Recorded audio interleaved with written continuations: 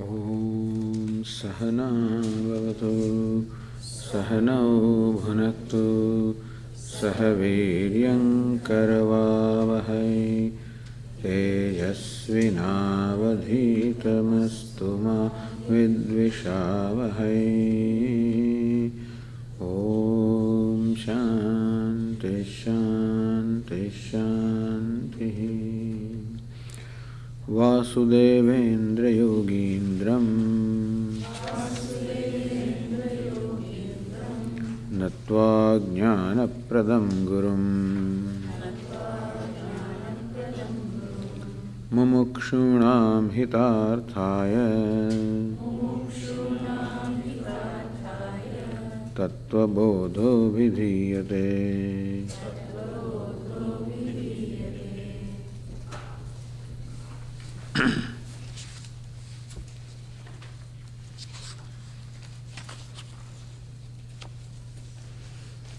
Page 13, we read the passage about Sukshma Sharira.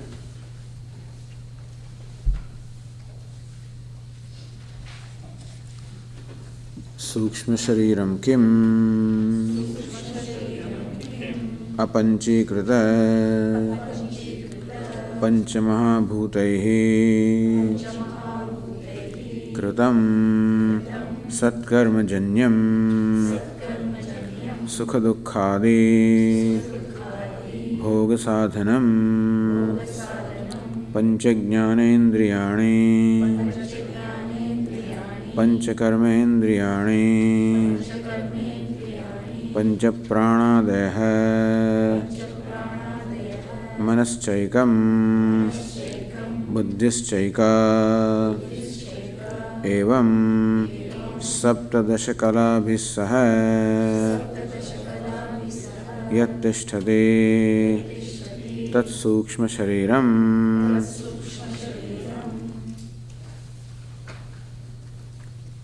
Saptadasha Kalabhissaha Yattishthate Tat Sukshma Shariram. That which obtains, made up of 17 parts or 17 components, is called, this is Sukshma Shariram.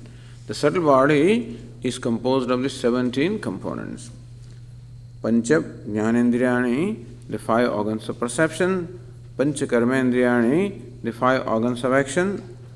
Pancha Pranadeha, you have the 5 pranas which represent the physiological systems. They are not clarified here.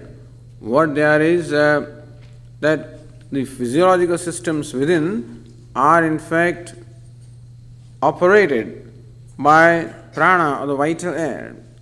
So that which in fact keeps us alive, or that which is responsible for the vitality, is called the prana or the vital air. And this vital itself performs 5 different functions by being divided in 5-fold ways. So these divisions are prana, apana, vyana, udana and samana. Prana, breathing out. Apana, breathing in. Vyana, the circulation system. Udana is the rejection system, and samana is the digestion system. So sometimes prana is explained as the respiratory system, apana explained as the rejection excretory system, and then vyana is circulatory system. Udana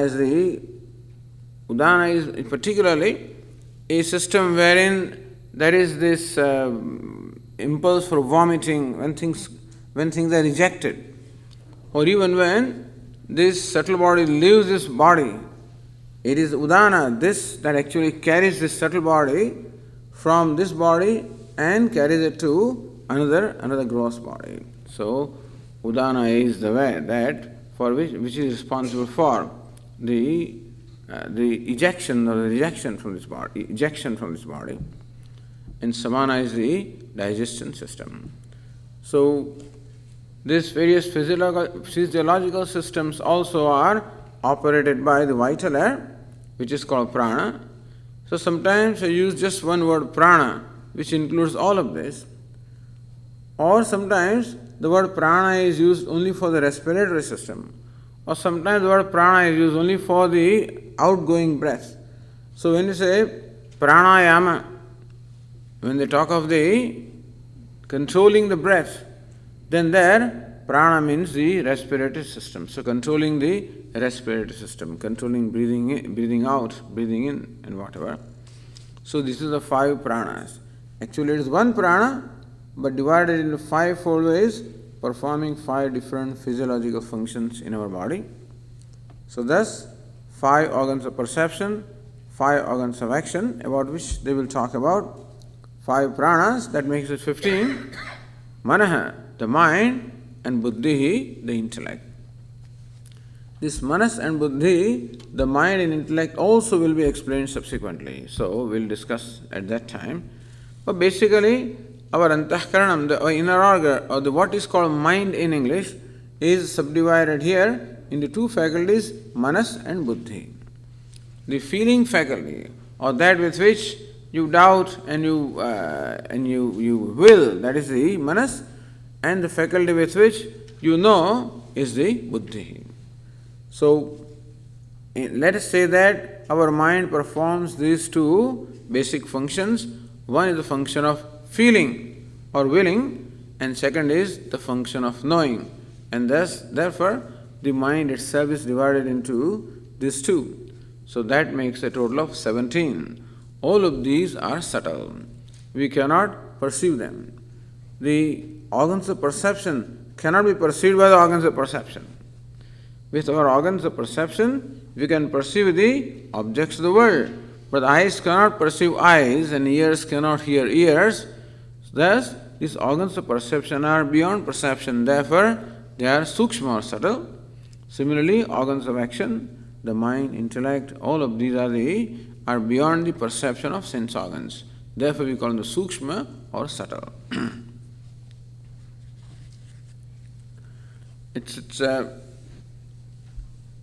This sukshma sharira also is called linga sharira sometimes. So linga means that which is evidence. Linga is evidence.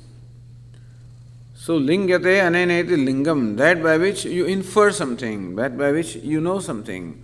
Or linam gamayati, that which reveals something which is hidden, is also called lingam. So this sukshma sharira, subtle body, reveals the fact that there is self for the consciousness. Why is it so? Because this subtle body, as this passage says, also is made up of the five elements. These elements are inert, and therefore the subtle body also by nature is inert or insentient. And still we find it to be sentient. That shows that there must be something which imparts sentiency to the subtle body. The fan by itself doesn't work, it cannot rotate. When we find the fan rotating, then we know that there must be something because which the fan rotates. Or the bulb itself does not glow. When the bulb starts glowing, then we know that there must be electricity because of which the bulb glows. So whether the electricity is there or not, how do we know? Switch on the light. The electricity is there. It's inference. Because we cannot perceive electricity, but we know the presence of electricity by inference. Because the bulb is glowing, bulb by itself is not a non-glowing substance. And we find it glowing. That means that the glow of the bulb is due to electricity. And similarly also, this mind or intellect are inert in the sense that insentient. And we find them as sentient entities. Therefore, we infer that there must be something, namely self or the consciousness, because of which they are sentient. Because the rule is that an inert thing by itself or insentient thing by itself cannot do anything.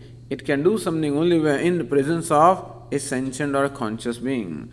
Like a cart or like a chariot, it cannot run by itself. If it is pulled by the horses, the conscious beings, then the chariot can run. A car by itself cannot run. Even the conscious person, a driver, then it makes the car run. And so also the mind, intellect, the subtle body itself cannot be sentient. But it is that reveals the presence of consciousness.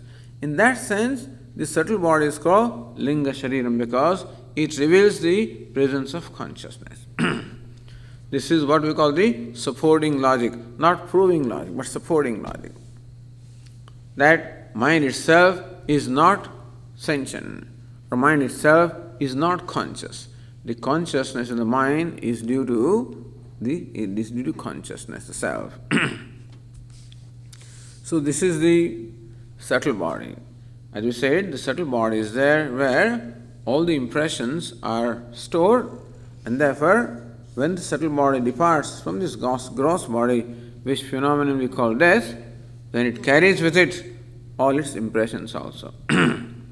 Manashasthani indriyani prakritisthani karshati. The 15th chapter of Gita describes this process as to how, when the soul departs from here, carries with it all this entire subtle body. Shariram idavapnodi yachapyatkaramati gruhitvaitani sanyati vayurgandhan ivashayat. So, when this Jivatma departs from this body, it carries the subtle body with it. When it enters the new body, brings the subtle body with it. So, this is how our scriptures describe. And as I said, this is the evidence that we have to accept the existence of subtle body, to explain the phenomenon of death, to explain the phenomenon of birth. It is not relevant in this discussion here, but still we mention this by the way. Now continuing the discussion, we were told that the subtle body is made up of 5 organs of perception, 5 organs of action. So the question is, what are these organs of perception and what are the organs of action? And so, what are the organs of perception? That is answered in the next statement on the page 14. Shrotram tvakchakshu rasana ghranam iti panchajnanendriyani. Shrotram. The ear, it is said, was Shrotram means the faculty of hearing. Tvak, the faculty of touch. Chakshu, the faculty of sight. Rasana, the faculty of taste. Ghranam, the faculty of smell. This text mentions Shrotram, Tvat, Chakshuhu, Rasana, Ghranam. It mentions these 5 locations where these respective faculties become manifest. Like Shrotram, what we call the ear. As we said, ear is the location or the locus where the faculty of hearing becomes manifest. Tvak, the skin, is where the faculty of touch becomes manifest. Chakshu, the eyes, where the faculty of the sight becomes manifest. Rasana, which is the tongue, which is where the faculty of taste, and Ghranam, the nose, where the faculty of smell becomes manifest. As we said in the morning, these are the golakas, or these are the locuses, these are the centers. In itself, this ear is not what we call the faculty of hearing. Ear is where the hearing takes place. Where faculty of hearing is subtle. Ear is gross. So this gross ear becomes a locus for the manifestation of the subtle faculty of hearing. The eyes are gross, they become the locus for the manifestation of the subtle faculty of seeing. So the faculties of perception are subtle, therefore they are included in the subtle body. So thus giving us a proper acquaintance of our own personality. What is being done? Here is Viveka, or the discrimination between the self and the non-self, or the person and the personality, or the actor and the role. So what is this costume? The costume is being explained here so that we know the self as different from the costume. So if somebody wants to tell us who the actor is, then what the actor is not is first told. That look, this beard and this mustache and these rags, this is not the actor. This is not the person. That is his costume. And so also, this gross body, subtle body, causal body, these are the costumes. They are not the self. So what is not self is being explained first.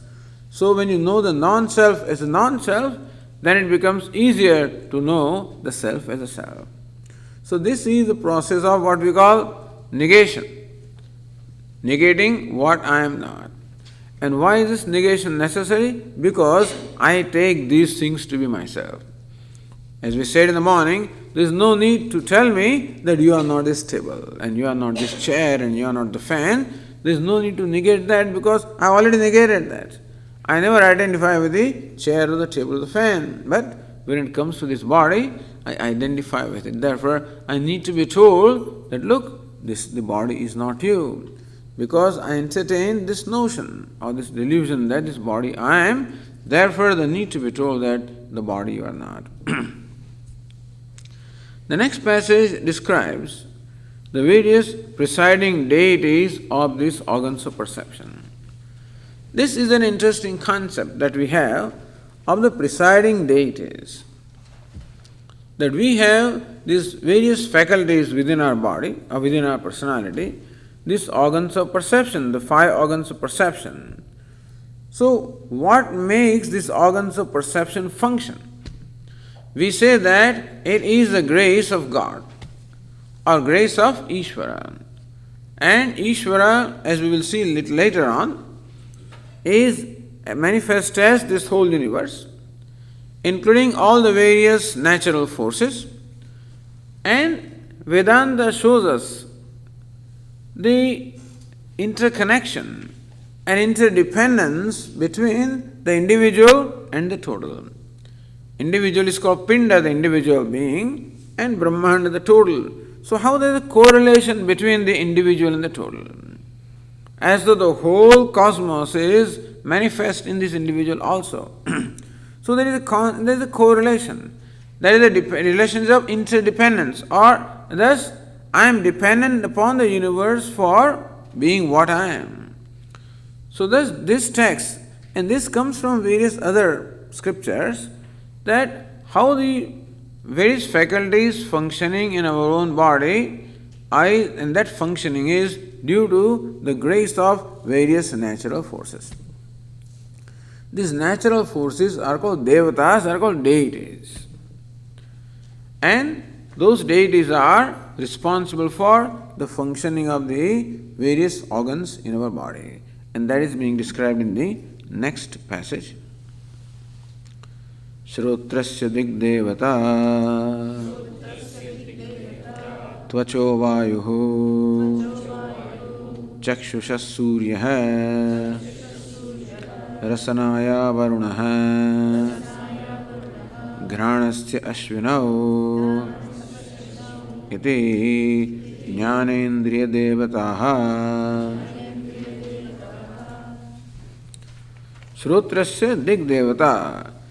Devata is presiding deity. The presiding deity of the function of hearing is dig. Dig means directions or quarters. Tvachaha vayuhu. The presiding deity of the function of touch or the organ of touch is vayu, is air. Chakshusha suryaha. The presiding deity of the faculty of seeing is Surya or the sun. Rasanayaha varunaha. The presiding deity of the function of tasting is Varuna. Ghranasya ashvinau. The presiding deities in this case of these 2 nostrils, the function of smelling is Ashvinau. A devatas called Ashwini devatas. Iti jnanendriya devataha. So these are the presiding deities of various organs of perception. Means we believe that the perception is possible because of the grace of these deities.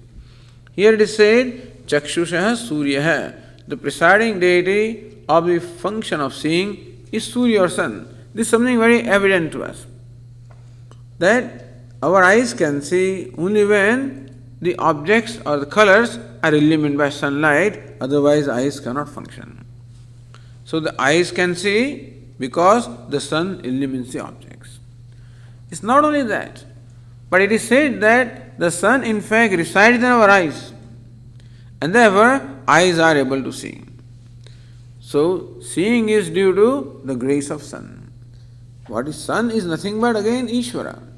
Ishvara manifests in a particular way. What you call presiding deities can be compared to the various functioning officers in a government and organization, so how the government, the president, functions through various secretaries and then the various sub-secretaries and various other functionaries. And so also you can say that Ishvara functions through these various deities or various devatas. And just as each officer may have his or her own jurisdiction, which it controls, and so also each devata or deity has its own jurisdiction, over which it has control.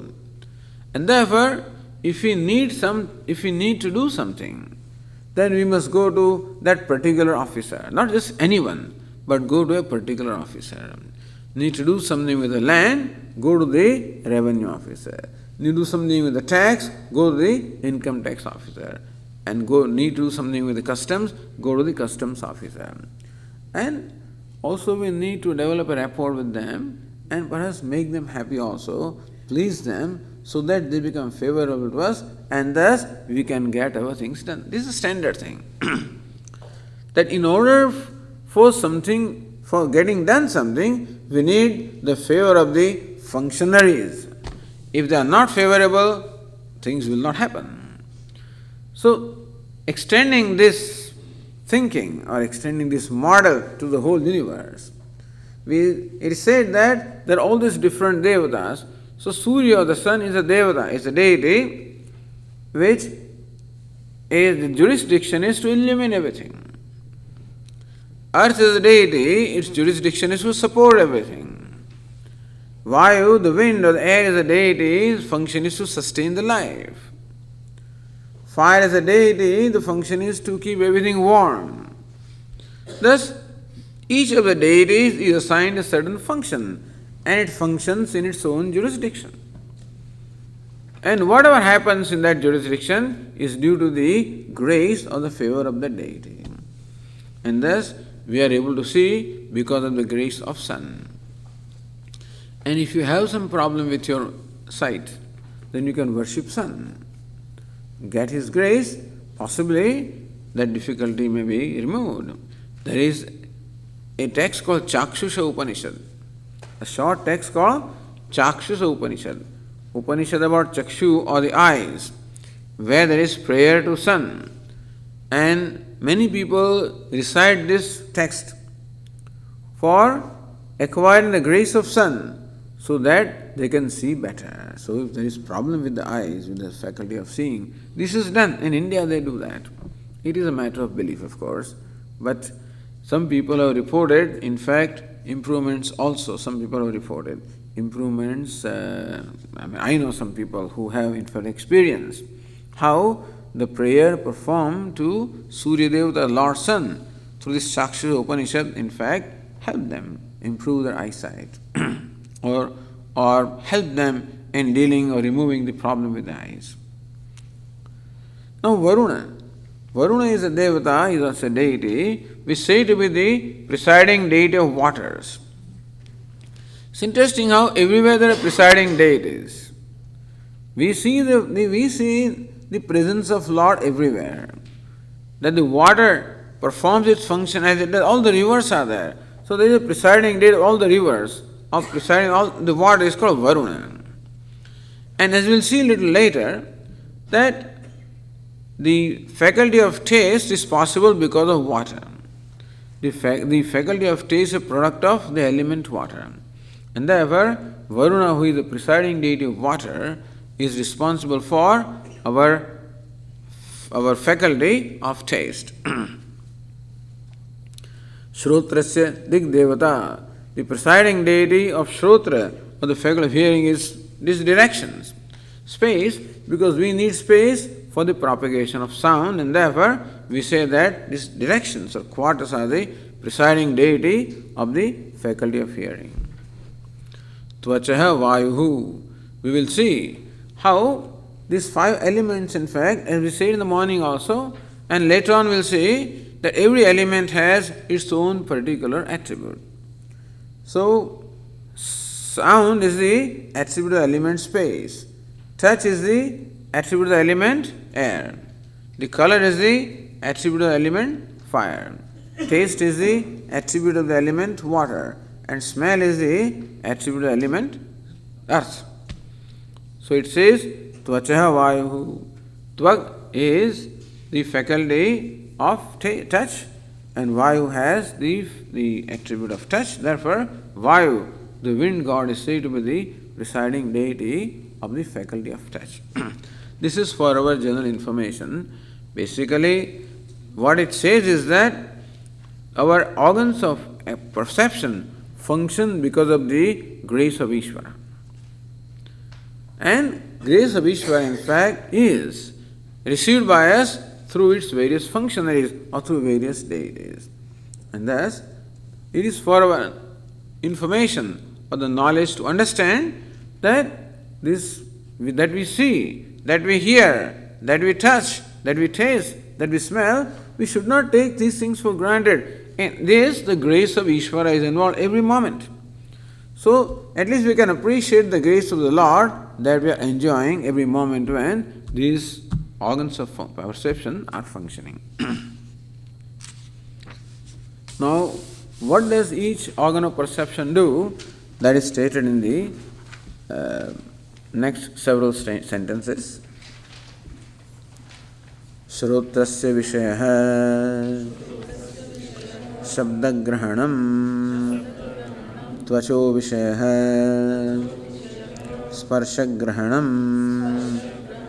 chakshusho vishayah rupagrahanam rasanaya vishayah rasagrahanam घ्राणस्य विषयः गन्धग्रहणम् इति श्रोत्रस्य विषयः. What is the sphere of activity or the sphere of influence of what we call shrotra or the faculty of hearing? What the faculty of hearing is? Shabda grahanam, the perception of sound. Shrotra, the faculty of hearing or the ears, perceive the sounds. Tvachaha vishaya sparsha grahanam, the function of the skin or the function of the faculty of touch is to perceive the touch or cognize touch. Chakshusha vishaya rupa grahanam, the eyes perceive the colors or the form. So word rupa can mean color as well as form.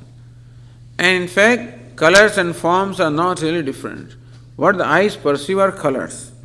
That's all eyes can see. From that we get the rupa or the form also, because when the colors are distinguished in space, then we know the form also. But eyes basically perceive colors. Rasanayaha vishaya rasagrahanam, our tongue perceives the taste. And granasya vishaya gandhagrahanam, our nose perceives smell. Why are they telling this, Swamiji? We know all of this already. So we know that also is being told in case we have not made note of this. It's a complete description here, so that we know exactly who we are. That the subject matter of this text is I. Who am I? And that context, everything is being told. What is the nature of my personality and what is the nature of myself? Also, if you remember this, that it is ears that hear, and the skin that touches, the eyes that see, the tongue that tastes, and the nose that smells. It means that who is smelling? The nose is smelling. Who is seeing? Eyes are seeing. Who is hearing? The ears are hearing. What does it mean? Then who is not hearing? See, the function of hearing is performed by ears, which means that it is not performed by self. Understand that Atma does not hear. That means Atma is not hearing. Atma is not seeing. Who is seeing? The eyes are seeing. Then, on account of identification of the eyes, I declare myself to be a seer. I call myself a listener or a hearer. When does that notion arise? On account of identification with the faculty of hearing. I touched something. But when does that happen? When there is identification with the faculty of touch. I smelled. Identification with faculty of smell. So here this text very clearly divides, what belongs to what account. So if you put everything that belongs to proper account, then we'll know what remains with the Atma or the self. Usually all of these are put in the account of the self, and therefore we call ourselves hearer, thinker, or smeller, taster, toucher, seer, hearer, which Atma is not, because these functions are performed at the level of organs of perception. Then who is the self? It was said, Sthula, Sukshma, Karana, Sharirat, Vyatiriktaha. The self of the Atma is the one who is distinct from the subtle body. All of these are the aspects of subtle body. Atma is distinct from them, meaning that I am not the ear I am not, the eyes I am not, the skin, the faculty of touch I am not, that they are a part of my personality and I am not them. So just also that it should become clear, and to clarify that, this is said here. Now, the Pancha Jnanendriyani, Pancha Karmendriyani, the 5 organs of action, that is being explained in the next section. Vak Panipada Payupasthani Iti Pancha Karmendriyani. So what are the organs of action? 5 organs of perception and 5 organs of action. This model has everything 5. So we say that there are 5 elements: space, air, fire, water and earth. Correspondingly, there are 5 organs of perception. It will be interesting to compare this or to relate this, that every organ of perception perceives a particular element. As we said, sound is the attribute of the element space, and ears hear sound. The touch is the attribute of element air, so the faculty of touch perceives air. And thus, each of the organ of perception perceives or is associated with a particular element. So 5 elements, 5 organs of perception, 5 organs of action. And later on we'll see, when they will describe the process of creation, evolution, how these organs of perception are born of these 5 elements. Later on we'll be told that each element, space, air, etc., has the 3 aspects: sattva, rajas and tamas. And from the sattva aspect of the 5 elements, the 5 organs of perception are created. Therefore, there is a correspondence between them, that inasmuch as the organ of hearing is created from the sattva aspect of the element space, therefore the organ of hearing perceives sound, which is the attribute of space. We'll see that later on, so it will become very clear. It's a very beautiful model. It's all pancha, is 5, that's why it's a prapancha. It's all consisting of pairs of all the units of 5. The world also is made of 5 elements. To perceive them, 5 organs of perception. To respond, 5 organs of action. So organs of perception are those with which I receive the stimuli, and organs of action are those with which I respond. So this is our interaction with the world around us, that we receive the stimuli from the world and then we respond. We receive the stimuli, we respond. Organs of perception are those with which we receive stimuli. Organs of action are those with which we respond. So Vak, Pani, Pada, Payu, Upasthani, Pancha Karmendriyani. Vak is the organ of speech. Pani are the hands, that is organ of performing action. Pada are the legs, the organ of motion. That will be said later on.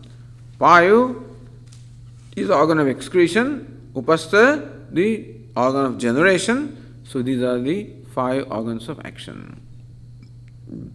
There must be 5. The idea is that everything should be 5. We talk to the 5 pranas.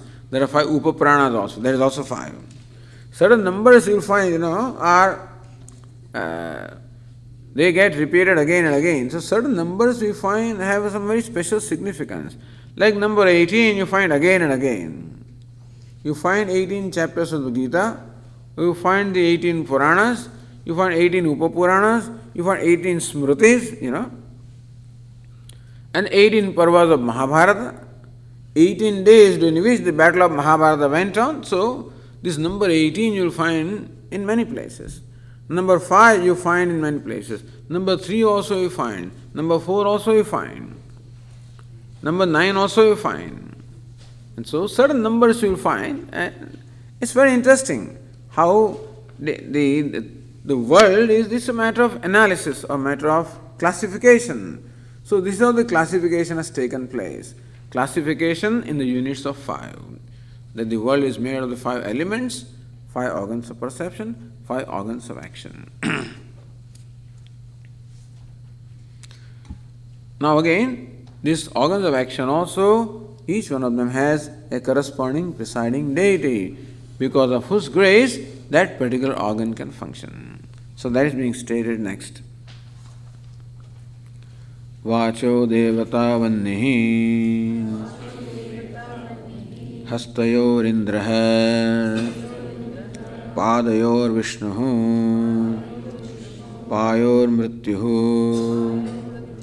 upasthasya prajapatihi iti karmendriya devataha. Vacho devata vannihi. The presiding deity of the organ of speech is fire. So fire is also a deity, is a presiding deity of organ of speech. So speech and fire go together sometimes, they talk of fire is speech. So speech of fire is speech, because fire is a presiding deity of speech. And when the fire goes down, when you're suffering from cold, then immediate effect of the speech, I guess that's how it must be. So fire is in presiding deity of speech. Hastayo Indra. This Indra is a devata. He is supposed to be the king of gods. And he is a devata of strength. He has a very strong army. Balam. Balam also means army. Balam also means strength. So Indra is the devata of Balam, or the strength. And strength is in our arms with which you perform the actions.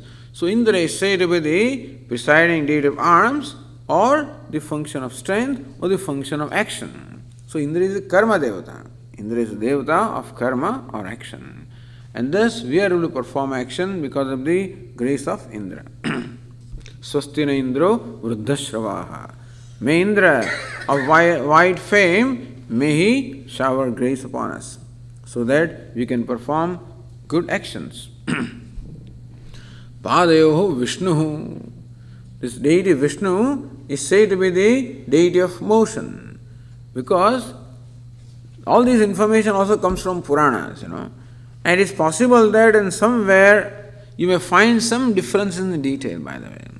Suppose you find here the presiding deity of the organ of smell is Ashwini Kumar.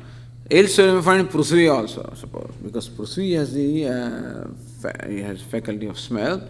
So sometimes you find some differences in detail, depending on the source from where you take. But all is a discussion. Where does it happen? Where do you find this, Swamiji? In Puranas we find many things. And so these are also, this is all compilation from the various sources. Padayohu Vishnu. Vishnu is a devata who measured the entire universe in 2 steps. Vishnu Urukramaha. So Vishnu is Urukramaha, of long strides. So devata of 3 strides. In 3 strides they measured everything. That's in the story of the Bali Raja. And Vamana, so as Virat, as a cosmic person, Lord Vishnu is a devata of long strides. Therefore he is a devata presiding deity of motions.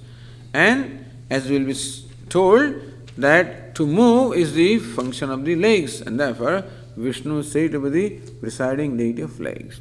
If a problem with your legs, with ankles, with so, you can worship Vishnu.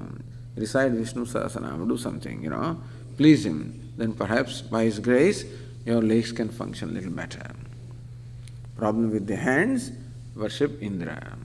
Problem with the speech, worship the devata fire. As I said, this is all a matter of belief, Then it's a matter of Shraddha. So here, there are 2 kinds of Shraddha, or the faith the Swamiji talks about, the verifiable and the non-verifiable. Verifiable faith is that you do something and immediately get the result so you can verify. That I am Brahman is verifiable because it is an obtaining fact. But there is heavens which you gain after the death cannot be verified as long as you are alive. It is non-verifiable belief.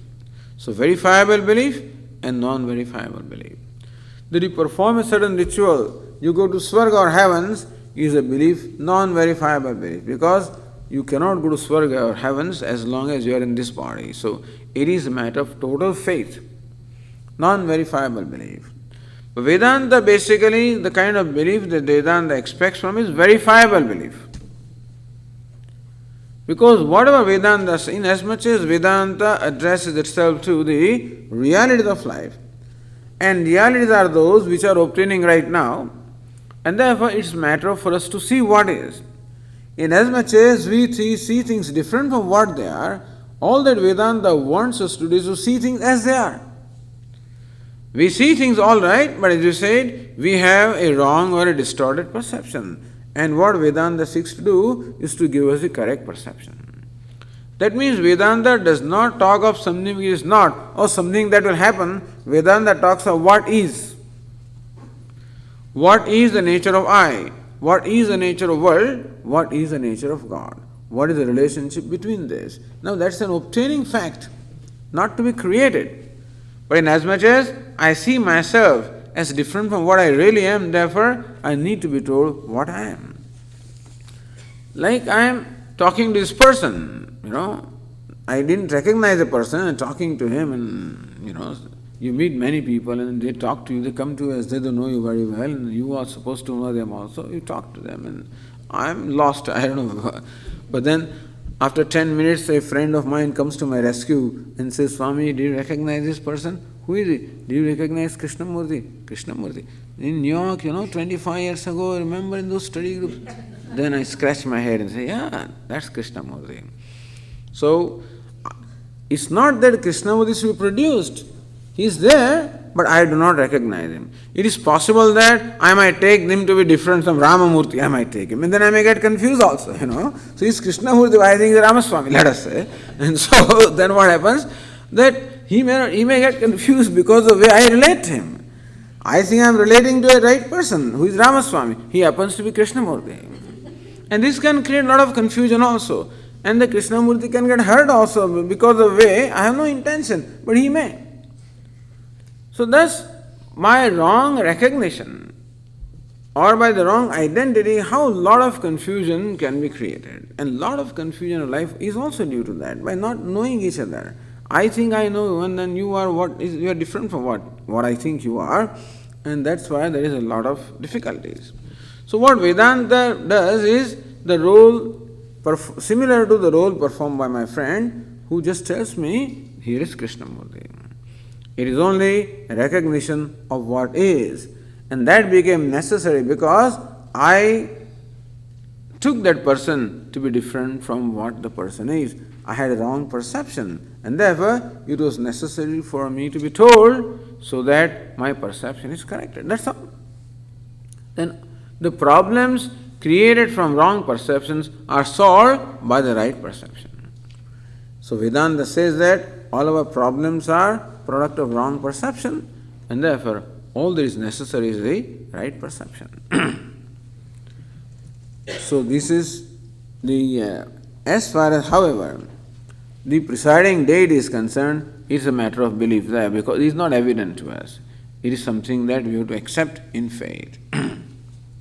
And therefore, when I say that worship Vishnu Devata for some difficulties in legs, I am just saying it simply out of faith. And if you are lucky enough, you might verify it also. Suppose you pray, and then perhaps you may benefit it. But then, how do you know what the benefit is due to?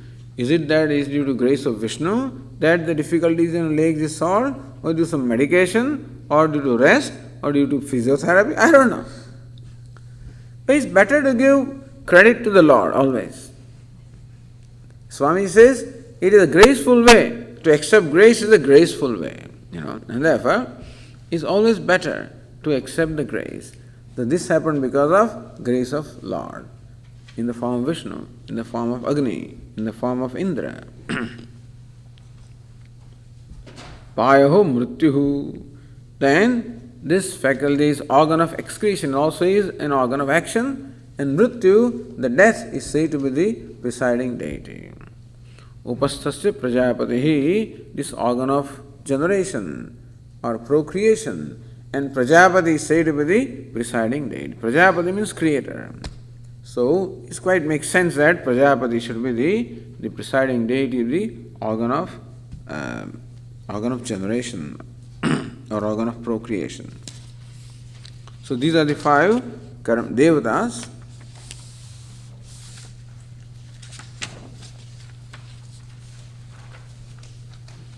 Then what do these organs of action do? That is being told here. Vacho vishayo bhashanam, payor vishayo vastu grahanam, padayor vishayo gamanam, payor vishayo malatyagah, upasthasya vishaya ananda iti. So what is the sphere of activity of each of these organs of action? Vachaha, the sphere of activity of the organ of speech is to speak. So vacho vishaya bhashanam, the sphere of activity of organ of speech is speaking. To speak is the activity of organ of speech. What is the action of the hands? Grasping. So they say, Parnyoho Vishaya Vastu Grahanam. The sphere of activity of the 2 hands is to grasp. So that is the main function of hands. Padayoho Vishaya Gamanam. The function of legs is locomotion, is movement. Payoho Vishaya Malatyagaha. The function of the organ of excretion is the elimination of waste products.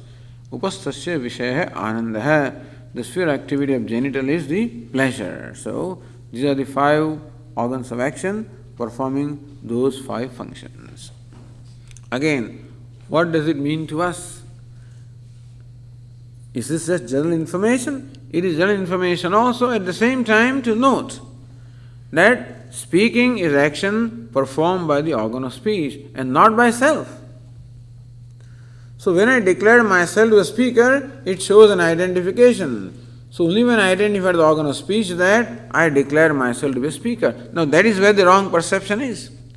So when I look upon myself as a speaker, it is a false perception of myself. It arises on account of the identification organ of speech. Or when I say that I am performing action. To perform action is the function of hands. And I say that I perform the action. But then performing action is the function of hands. So thus if this distinction is clear, even though you may say I spade this, you may use that language for the purpose of communication, but if in your mind you are clear that the action of speaking was done in my presence, that's the reality. The reality is that the action of speaking takes place in the presence of the self. We have an Upanishad, which is called Kenopanishad. And this Kenopanishad opens with this question on the part of an aspirant. So when Jignasu, or an aspirant, a student, approaches a teacher and asks these questions, various questions are asked. Keneshitam patati preshitam manah. Kenah pranaha prathamah paritiyuktaha. The student asks of the teacher, "O revered sir, what is it that makes his mind function? What is it that makes his prana or vital air perform its own functions? What is it that makes the ear hear, the eyes see, the speech that people talk? Keneshitam vachamivam vadanti. By whose order, by whose grace, in whose presence this organ of action or organ of speech performs the action of speaking?" So this is a question. As I said, this question arose on account of the deliberations that the student must have gone on and must have taken place in the mind of the student, because he recognizes that the organ of speech is inert. It's an organ. And still, as I said, it functions as though it is a sentient entity. So, what is it that makes the organ of action, organ of speaking, speak?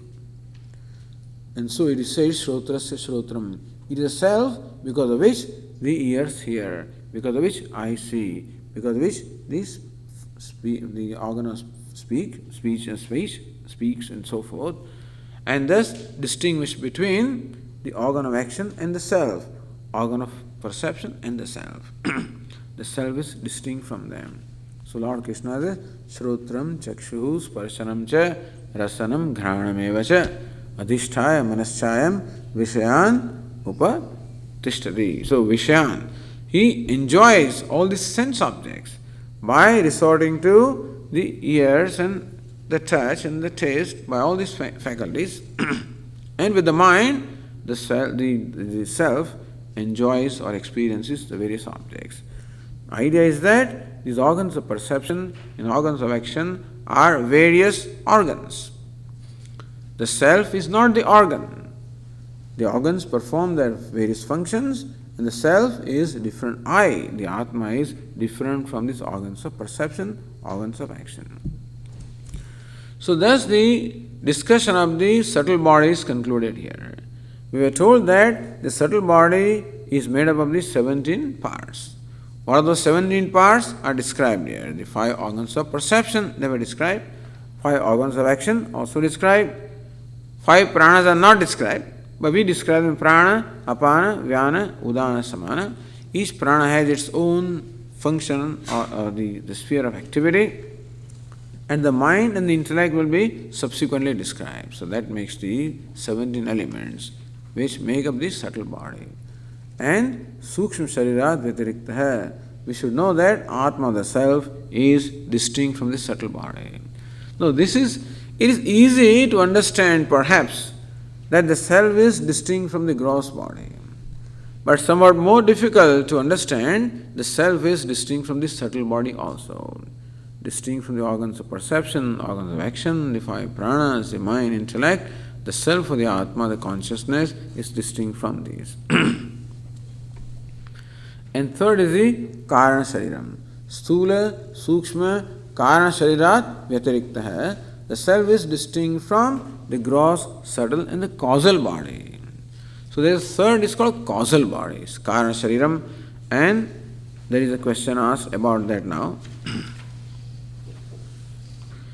Karana Shariram Kim.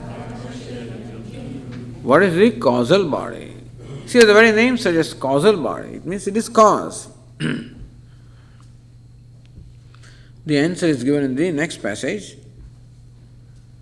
Anirvachya Anadi Avidya Rupam Shariradvayasya Karanamatram Sata Swarupa Ajnanam Nirvikalpaka Rupam Yadasti Tat Karana Shariram. The causal body, not casual body, but the causal body. Some people sometimes don't read properly, so it's causal body. It is called body, which is a cause. So, see, in between it says Sharira Dvayasya Karanamatram. Why this causal body? Because it is the cause of the other 2 bodies. So 2 bodies we already discussed, the gross body and the subtle body. What causes them is called the causal body. And what is it? Anirvachya Anadi Avidya Rupam. That which is of the nature of ignorance. So ignorance is said of the causal body. Now we look for a body and you don't find it.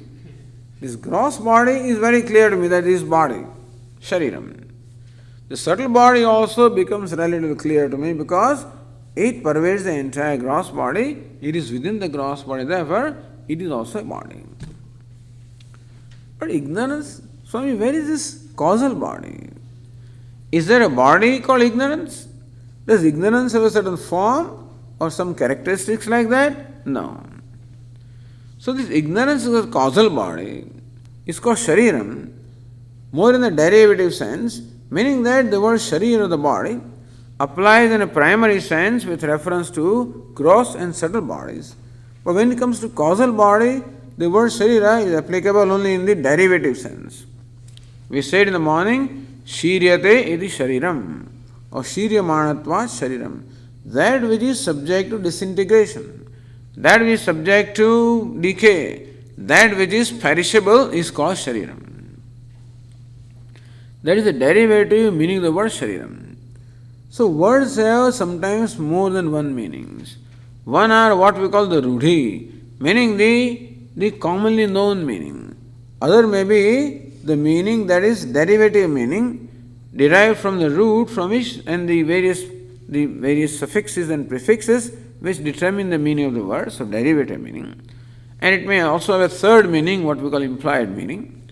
But the Vachyartha means the commonly known meaning.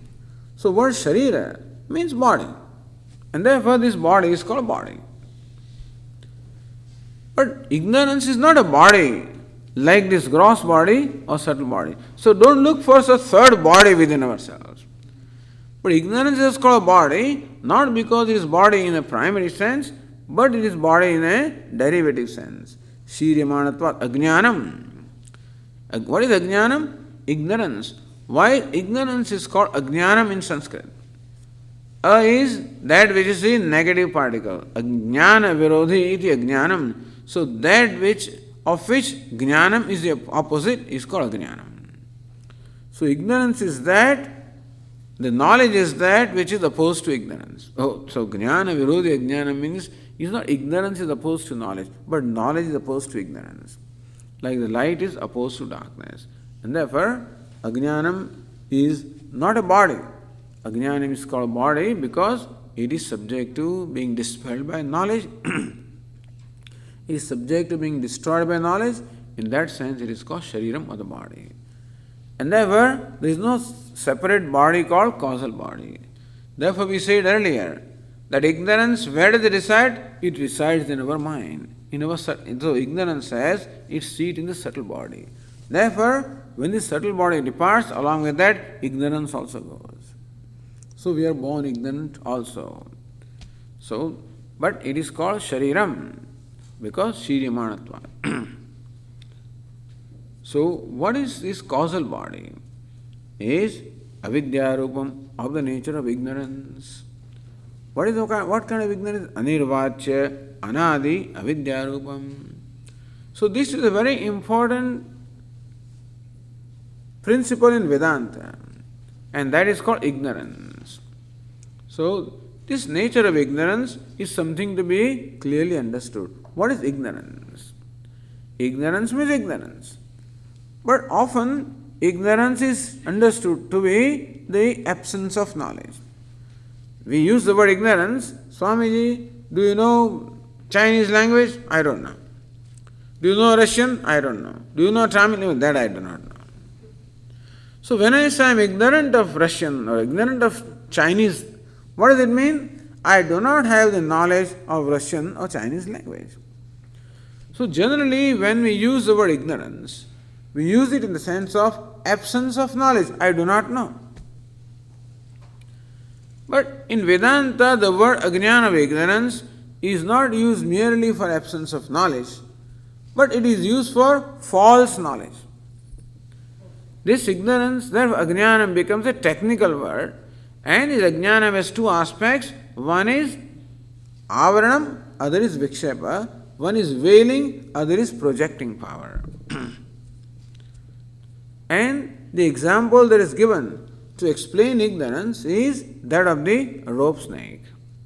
Example of a rope snake to explain what ignorance is. Now we are all familiar with this example, that sometimes in the twilight time, in the evening, when there is not enough, it's not dark totally, no, there is adequate light, and it is possible that I might mistake a piece of rope to be a snake, for whatever reason. So what is lying in front of me is rope, but I take it to be a snake. Rope is called rajjuhu in Sanskrit, snake is called sarpaha. So in fact, what is iyam rajjuhu? This is rope.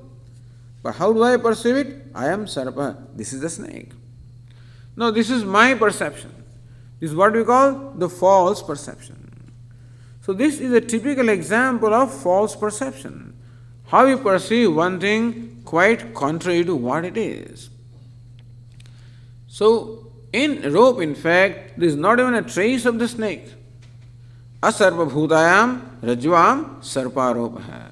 That is the superimposition of snake upon the rope, which does not have the trace of snake at all. This is also important.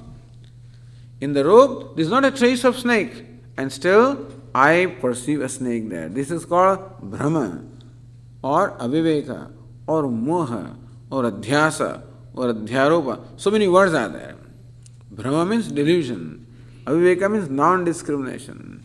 Adhyasa means superimposition. Therefore, there is a superimposition of snake upon the rope, or there is a delusion of snake where there is rope, or there is a non-discrimination between the rope and the snake. So thus, my mind projects a snake where there is rope because of the ignorance of what that object is. So ignorance of the rope creates the wrong perception or the projection of the snake. Thus, ignorance has two aspects here. One is that I do not know the rope as rope, and secondly, I take the rope to be snake. It is not merely the absence of knowledge of rope, but then there is absence of knowledge, meaning that I do not know the rope. At the same time, there is superimposition of snake. In Sanskrit, not knowing is called avaranam, meaning that the rope is veiled from my perception. Vikshepa, in place of that, the snake, in fact, is projected by my mind. So, not knowing the rope as rope and taking it to be the snake. Thus, there are two aspects of ignorance. One is not knowing, and second is knowing it wrongly. So, this is the nature of ignorance. So, when Vedanta uses the word ignorance, ajnanam or avidya, sometimes ajnanam, sometimes avidya, meaning the same, and it is in this sense, is not knowing the true nature and knowing it wrongly, quite contrary to what it is. Not knowing the rope as rope and knowing it as snake, this is called ignorance of the rope. And similarly, there is this kind of ignorance in our life also. Not knowing the self for what it is.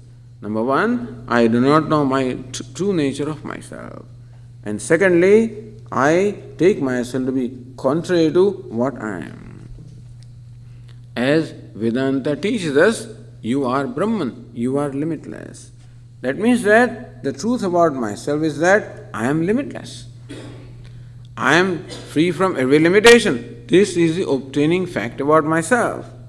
However, I do not know that I am limitless. At the same time, I take myself to be limited. I do not know that I am a complete or whole being. I take myself to be incomplete. I do not know that I am ever free. Take myself to be limited or bound. I do not know that I am immortal. Take myself to be a mortal being. I do not know that I am of the nature of knowledge. Take myself to be ignorant being. I do not know that I am Ananda, happiness. Take myself to be unhappy being. So this is what happens. So just as a rope is taken to be a snake, so that is the example. In our day-to-day life, the self is in the place of the rope and the ego is in the place of the snake. So where the limitless self is, I take it to be a limited ego. When the self is the self of all, I take it to be the self confined to this one body-mind complex. And that is how I suffer from a sense of smallness, a sense of confinement, a sense of isolation from others. I feel being excluded by everybody else. And this, as we said, is the cause of all my sorrow. And the cause of sorrow is not because of what I am. Cause of sorrow is what I take myself to be. If really I was limited, and really I was insignificant, really I was bound, and I took myself that way and then suffered, then it's okay. There is some validity or legitimate reason for me to feel sorry about myself. So basically, whenever I am sorry about myself. Even though we say I am sorry for you, that may be just words, but I cannot be sorry for anybody else. I am always sorry about myself. When I find myself limited, find myself helpless, find myself isolated, whatever. And so, this perception of myself is the cause of all my sorrow. Just as the perceiving the rope a snake creates in me lots of reactions. I see the snake and there is fear in my mind. And I look around and I want to retreat and run away from there because there is a snake. Now, if I had known the rope as a rope, there is no cause of fear. I would not have to retreat. I would not have run away from there. But because it is the wrong perception. So, this is the basic principle or basic explanation that Vedanta gives us of cause of sorrow or the cause of sadness or grief. Just as the cause of my fear is not the rope, but the wrong perception of rope. The only way to get rid of that fear is to know that what I take to be the snake is in fact rope, and there is no other way that fear will go. If you invite some snake charmer and he does all kinds of charm, but as long as this notion is planted in your mind there is a snake, so long a snake charm, nobody can remove it. The only way to get rid of the snake is by knowing that that object is rope. And thus, the means of removal of the fear is knowledge of the rope, not an action. It is not by an action that the snake will go away. When I see this, usually when you see the snake, you do various things. Sometimes you just, make some noise so that the snake may go away, or you do certain things, or you chant some mantra and the snake may go away. Perhaps a real snake may go away that way, but this snake will never go away. For the simple reason that it is not there. It's imaginary. So imagination can go only when the cause of imagination goes. The projection will go when the cause of projection goes. And therefore, that snake will go only when ignorance goes. And so also, my sorrow will go not by doing anything, regardless of what I do.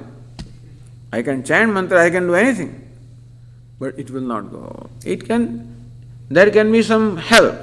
There can be relief, Yes, there can be relief in my sorrow. But it will never go inasmuch as the cause has to go. So this is the most important contribution of Vedanta in its explanation of the phenomenon of sorrow. Because the sorrow or the sadness or grief is, as I said, the fundamental problem of human being. And that's all the problem we have. There is no other problem. Whether I am educated or not, whether I have money or not, whether I am poor or rich, there is no problem. Nothing can make me sad. If I knew what I am, nothing would make me sad. And when I don't know what I am, everything can make me sad. Lack of money also can make me sad, and presence of money also can make me sad. What do I need to become sad? Very little. Because the outer things, outer events merely just trigger off the sadness which is deeply seated in my heart, and all the outer events do is to trigger off that sadness. As though I'm just waiting for an opportunity to cry, that's all. Or waiting for an opportunity to feel sad. Because it's there. And it can go only when the cause goes. So, avidya, the ignorance is the cause of the sense of smallness. And the sense of smallness is the cause of all our sorrow or sadness. We will continue in the discussion next class. Om Purnamadav Purnamidam Purnat Purnamudachyate Purnasya Purnamadaya Purnameva Vashishyate. Om Shanti Shanti Shanti. Shankaram Shankaracharyam Keshavam Badarayanam Sutrabhashya Krutau Vande Bhagavantau Punah Punah ईश्वरो गुरुरात्मेति मूर्तिभेदविभागिने व्योमवद्व्याप्तदेहाय दक्षिणामूर्तये नमः। ॐ शान्ति शान्ति शान्तिः। हरिः ॐ। श्रीगुरुभ्यो नमः। हरिः ॐ।